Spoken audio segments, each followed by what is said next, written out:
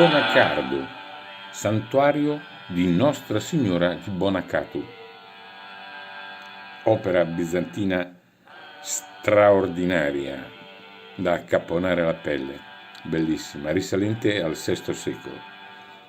Forse è il santuario mariano più antico dell'intera Sardegna e al contempo la chiesa bizantina più insigne dell'Oristanese. La chiesa sorge al centro di una grande e spaziosa piazza vicinissima all'importante e anche imponente chiesa romanica di Santa Maria, che è già stata presentata in questi video.